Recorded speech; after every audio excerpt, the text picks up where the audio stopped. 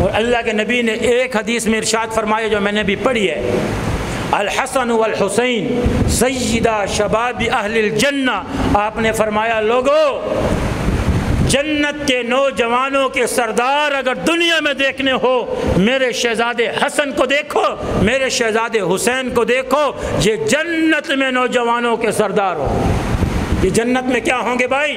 نوجوانوں کے سردار ہوں گے۔ سمجھ آ رہی نہیں آ رہی بھائی؟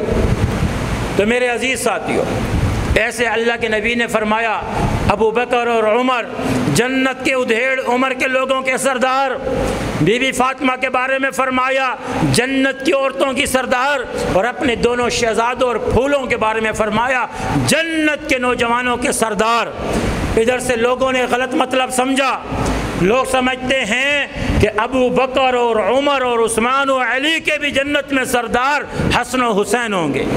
نہیں بھائی، ابو بکر کا درجہ تمام انبیاء کے بعد سب سے اس امت میں بڑا درجہ ابو بکر کا ہے۔ نبیوں کے بعد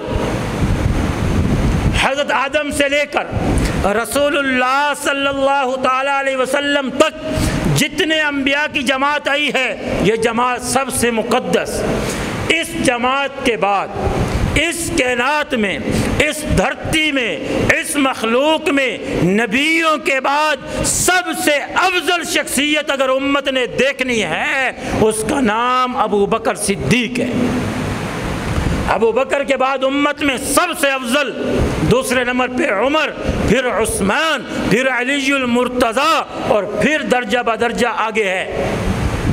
لیکن جنت کے نوجوانوں کے سردار کا مطلب یہ نہیں ہے کہ ابو بکر اور عمر کے سردار بھی حسن و حسین ہوں گے جنت میں۔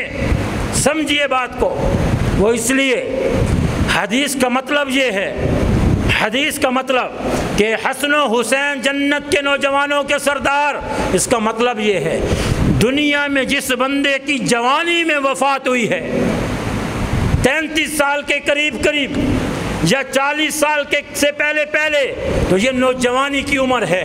تو دنیا میں جو 40 سال سے پہلے فوت ہوئے ہیں، ان کے سردار جنت میں حسن و حسین ہیں۔ ابو بکر اور عمر کی وفات ان سے بعد میں ہوئی، عمر میں زیادہ، اور حضور کی ان کے ساتھ الگ فضیلتیں ہیں۔